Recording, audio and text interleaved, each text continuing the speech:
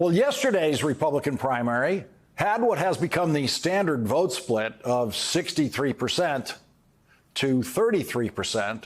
But this time, Nikki Haley got the 63% and Donald Trump got the 33%. It was in the smallest Republican primary so far. It was in Washington, D.C., where in a city of 700,000 people, exactly 676 of them voted for Donald Trump. The reason that tiny vote is significant is that Donald Trump's jury pool for Special Prosecutor Jack Smith's case against Donald Trump for alleged crimes leading up to and on January 6th will be taken. That jury pool will be taken from those 700,000 people who spent yesterday not voting for Donald Trump. The odds of one of the 676 Republicans who did vote for Donald Trump in Washington, D.C. yesterday ending up on his jury there are worse than your odds with any lottery ticket you could buy anywhere.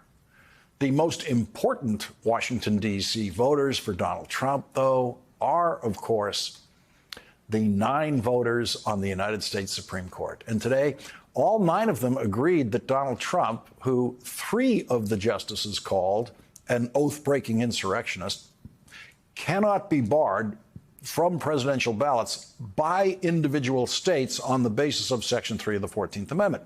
And Section 3 of the 14th Amendment, as most of you know by now, bars anyone who took an oath of office and then engaged in insurrection from ever holding office again. Donald Trump's lawyers lost on several arguments that they presented to the court. They argued that the presidency is not an office. The Supreme Court ignored that argument. The Trump lawyers argued that the president is not an officer of the government. The Supreme Court ignored that argument. And most importantly, the Trump lawyers argued that Donald Trump did not engage in insurrection and that the attack on the Capitol was not an insurrection. The Supreme Court ignored that argument and left standing the finding by the Colorado Supreme Court that Donald Trump did indeed engage in insurrection. The Supreme Court's opinion simply said that the individual states are not allowed to enforce the provisions of Section 3 of the 14th Amendment against candidates for federal office. The opinion said that the state of Colorado could enforce Section 3 of the 14th Amendment against candidates seeking state and local offices in Colorado. The 5 Republican men on the Supreme Court, 2 of whom were appointed by Donald Trump, extended their majority opinion far beyond what the 9 justices were willing to agree on in the essential ruling by indicating that even the federal enforcement of Section 3 of the 14th Amendment would require the Congress to pass implementing legislation. The 3 justices of the Supreme Court appointed by President Obama and President Biden wrote a separate opinion of only 6 pages where they referred to Donald Trump as an oath-breaking insurrectionist 4 times and said, quote, legislation of any kind, however, is not required. And that Section 3 of the 14th Amendment is self-executing, meaning that it does not depend on implementing legislation.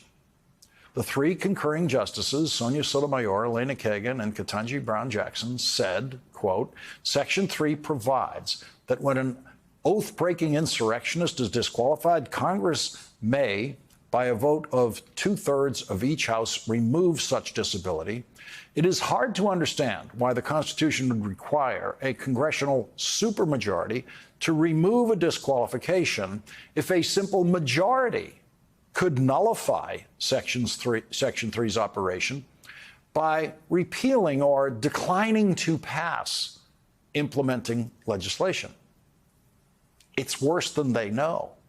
It would not take a simple majority to decline to pass implementing legislation, to vote against implementing legislation. It would only take 41 out of 100 senators to block implementing legislation, which, according to the procedural rules of the United States Senate, requires a 60-vote majority threshold to pass. So, if a group of 59 senators agreed on implementing legislation tomorrow for Section 3 of the 14th Amendment, it could not become law.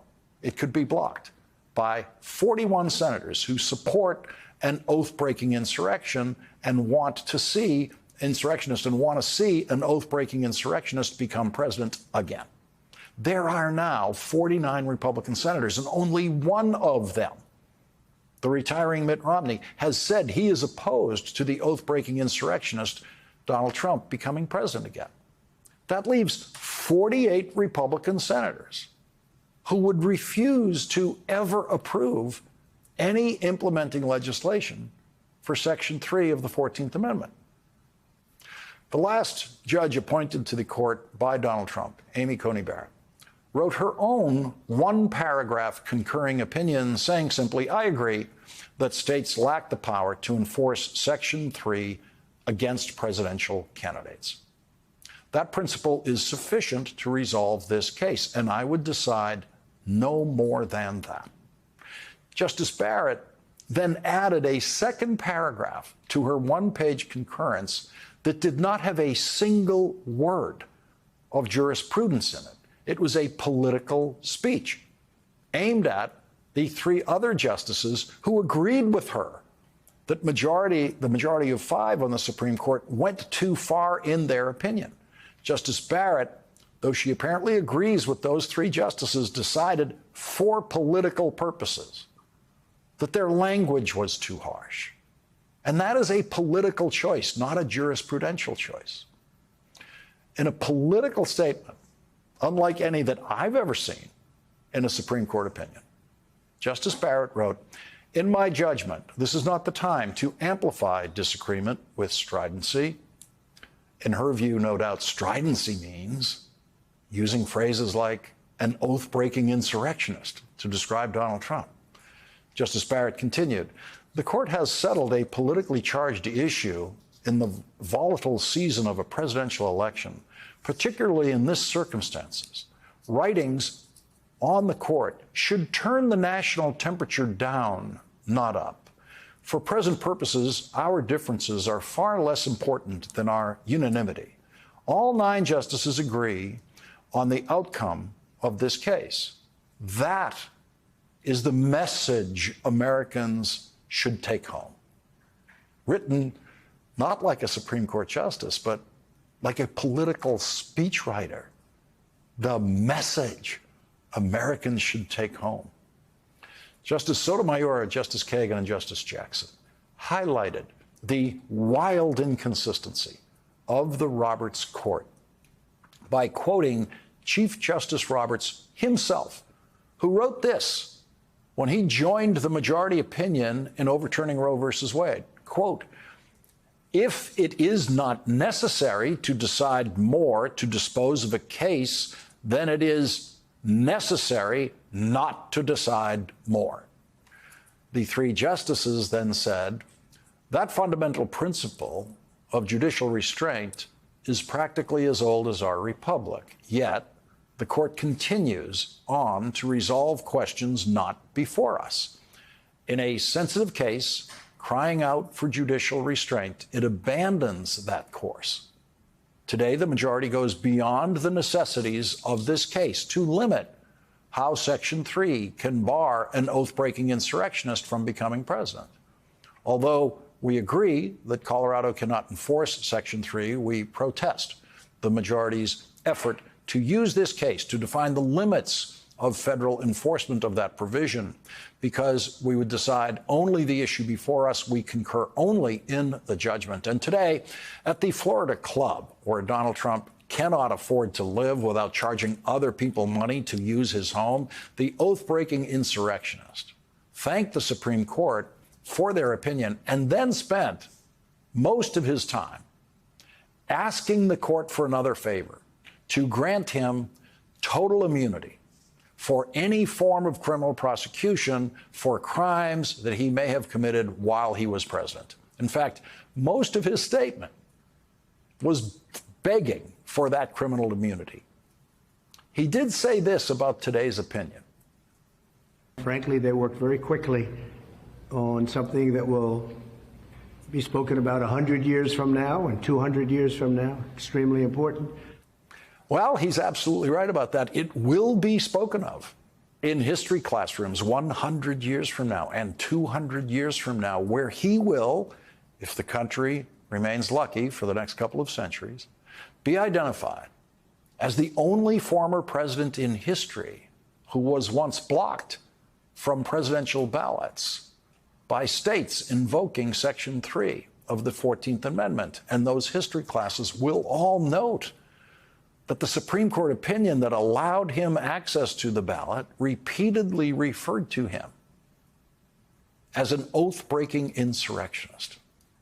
If it makes you feel any better, I have already put evac on alert. He's ready to go if it comes to that. General, I can assure you. Hey, General, let me into the war room to see you, so I had to hack my way onto this frequency. This better be critical, Wheelie. Sir, come on, when is it not, please? Okay, couple of things. I'm running low on the dough. I was thinking about taking a couple of months sick leave, maybe starting today. And, oh yeah, I intercepted a transmission from Megatron. Then send it through. Yes, sir, right away, sir. And so I'll assume that we're caught on the other stuff. This is your last warning, insects. Relinquish what remains of the Allspark. So who's the insect? You? What? Who's the insect? Protect you. They were defeated on our world, and we will defeat them here. The Megatron. This was just a diversion. Security, please bring up. Rabbit, she's already inside. Deeds! Give me an update on that reserve. Boss readiness. What was his name? Evac, sir. Right, evac.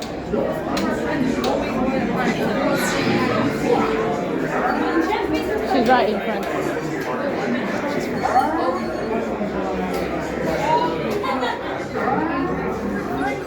We are facing a heavy, sustained attack. They appear to be after the Allspark. General! General!